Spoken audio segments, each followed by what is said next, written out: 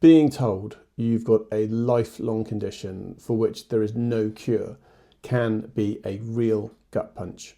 On Pouch Heals, I try to help people that live with inflammatory bowel disease that are on a journey of illness through to surgery, through to J-pouch.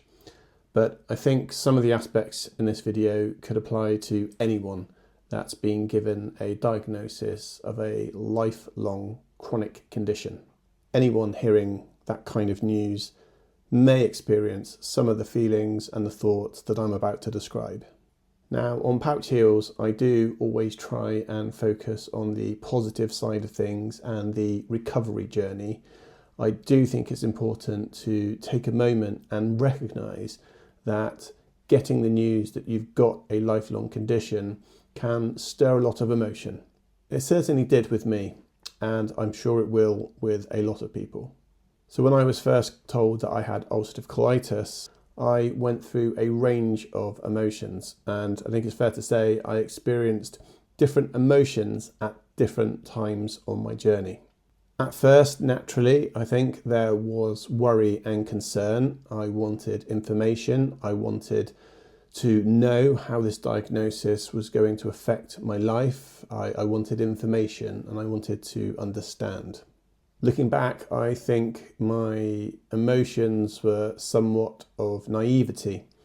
I didn't really understand the full impact that this disease was going to have on my life when I was first told. How could I? I was only having very mild symptoms, and I was given this diagnosis based on mild symptoms. My understanding was all built around mild symptoms. It wasn't really until many months later, about 6 months later, when I had a proper full flare-up of colitis, that I really got to see what this disease could do to my life and how it could just turn my world upside down. And I think it's at that point, those early feelings of curiosity, those early feelings of wanting information and wanting to understand, developed into what I can only describe as stronger feelings.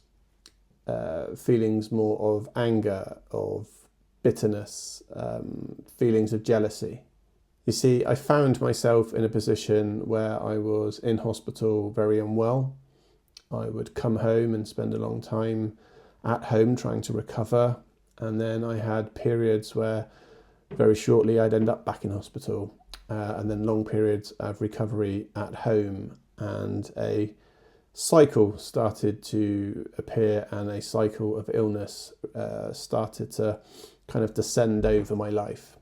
At the time, those around me, they were all moving on with their lives. They were getting first jobs, they were moving out of their parents' home, they were forming relationships, they were completing college studies, whilst I was stuck, whilst I was ill, and whilst my life had just completely stopped.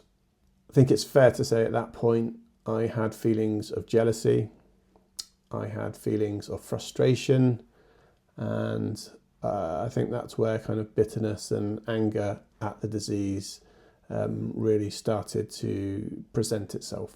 I found it frustrating that those around me didn't really understand what it was like to lose control of your ability in a way that ulcerative colitis and in a way that Crohn's disease does to someone. They couldn't understand, they'd never experienced that, and I found that quite tough. I also felt that those around me potentially didn't know how lucky they were to have the good health that they had at the time. And I think along with seeing everyone move on with their lives, I think there was a bit of jealousy about the fact that they had good health and I didn't. Frustration would come when I would see friends of mine, people around me, that would abuse their health, that would be excessively drinking or kind of mistreating their body. And I remember thinking, oh my goodness, if only I was given the gift of good health, I would never never treat my body in the way that they're treating theirs. And it just seems so silly to say that out loud now, but those are genuine, real thoughts that I had at the time. And I think this is part of that frustration and part of that jealousy for seeing everyone else move on with ease whilst you're stuck at home and ill and unwell. And then, to be really honest, I think those feelings eventually kind of wandered into what I would call some feelings of depression and feeling quite low. So it all sounds pretty bleak, and for a period of time it was. I was having a rough time. I was having some serious bouts of illness, hospital admissions, and for a good period of time, things were pretty tough. Maybe if you're somebody that's just been diagnosed or has a few months under your belt now since your diagnosis, you can relate to some of those feelings that I'm sharing.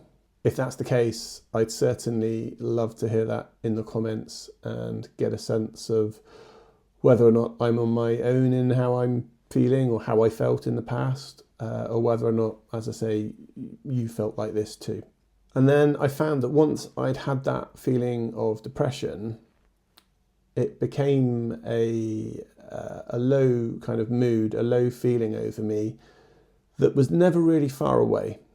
It was always something lingering in the shadows, and when I would become a bit more upbeat and a bit more happy and throw those feelings of depressions away, it always felt like that low mood never really was more than an arm's length away, always out there, lurking in the shadows.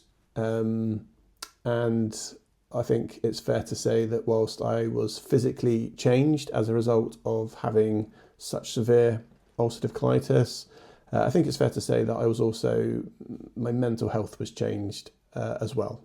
Now, I should be clear at this point, there was no magic bullet, no silver bullet that cured me or kind of resolved those feelings for me.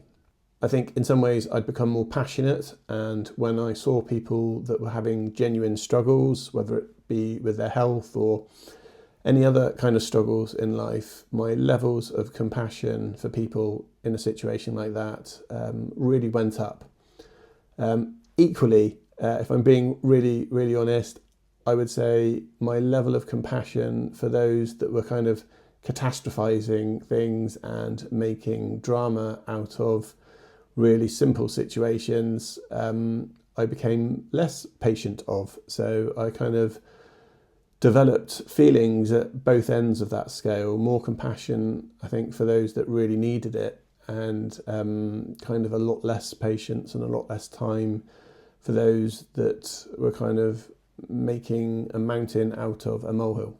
But I think over time, learning where my limits were with my illness, learning where I could push myself, learning when I needed to stop, accepting that some things just weren't going to happen for me, I just reached a point of acceptance. And then once I reached that point, for quite a long time, that seemed to do the trick. I continued with cycles of good health and then periods of bad health, but I kind of always knew where my limits were and what I should expect to be able to get back to. Now, I should say I was never openly rude, I was never openly aggressive to anyone.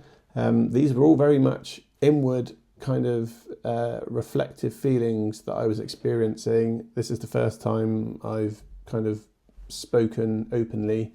This is the first time I've verbalized those feelings. I think for many years I was embarrassed by my illness, partly because my illness was to do with my bowels, and that's not really a topic of conversation that comes up every day. But partly just because I didn't want to be a nuisance on people, and I didn't want my illness to get in their way, and I didn't want to be the person that was always having to be planned around and causing issues with everyone else's plans. So I kind of took the burden on in a very inward facing way. it got to the point where I would be apologising for my illness. I was the one suffering. I was the one really, really unwell. Yet I would be the one then apologising to everyone that my illness was causing issues. So very weird mental place to find yourself. Then as the years kind of ticked by, as these cycles of illness ticked by, the real test came. And that was with the very sobering news that my cells had started to show signs of changing, and that my risk of developing bowel cancer had become too high, and my doctor directly told me I needed to have my colon removed. So you might think with such jarring news, with such sobering news, that would spiral me even further, more anger, more jealousy, more frustration, and kind of spin me out of control.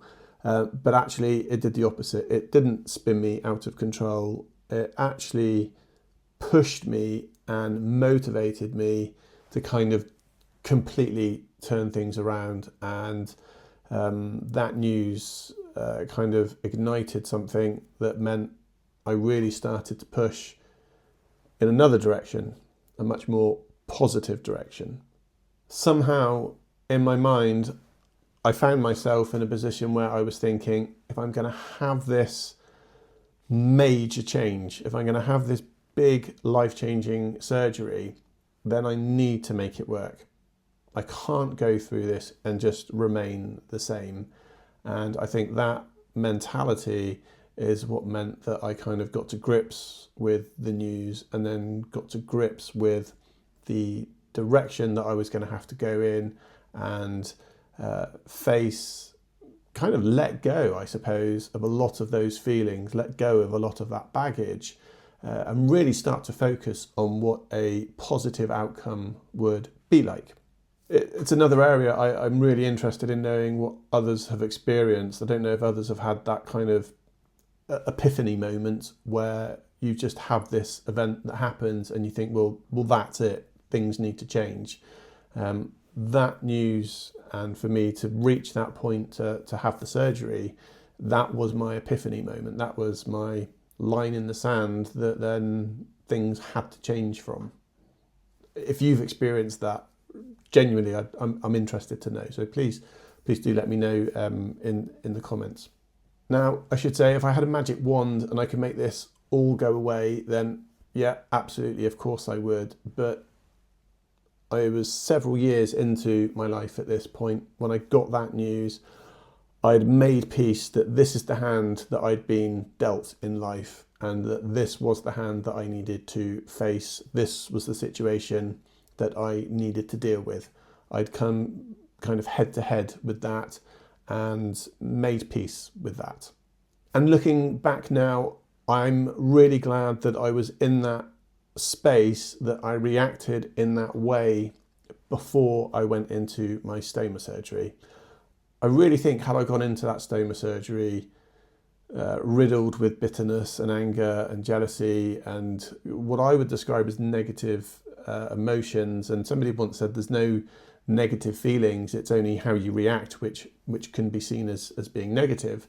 All feelings are good to feel, but in the context of what I'm describing, I think had I gone into surgery with those negative feelings still very much at the forefront of my mind, to face a surgery such as having a stoma, to face that kind of body image change, to face the emotional toll that kind of surgery would have on you, I think I would have been in a far worse place for my recovery going forward.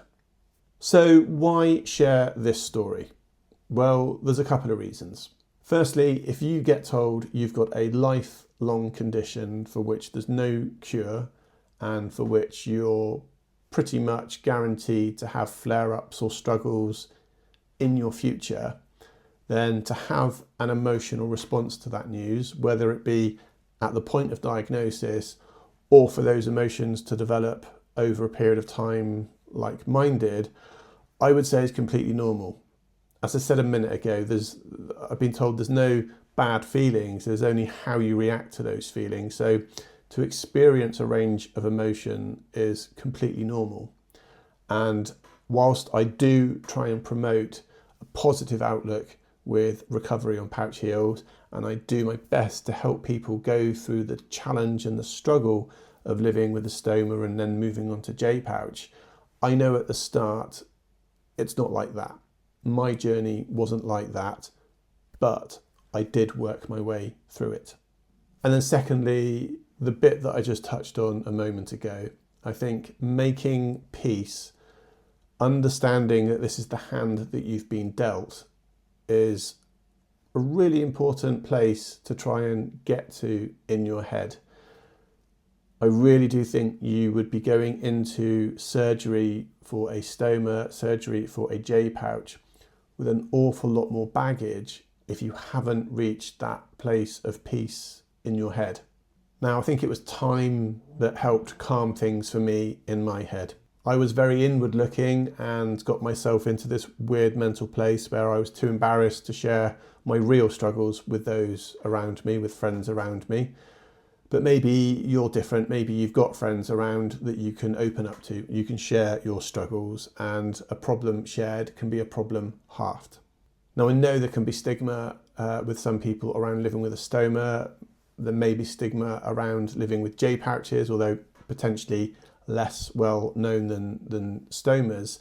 But I also don't want there to be any stigma around talking about your mental health. And if you have feelings, to be in a position to share those feelings, to talk about them and to process them.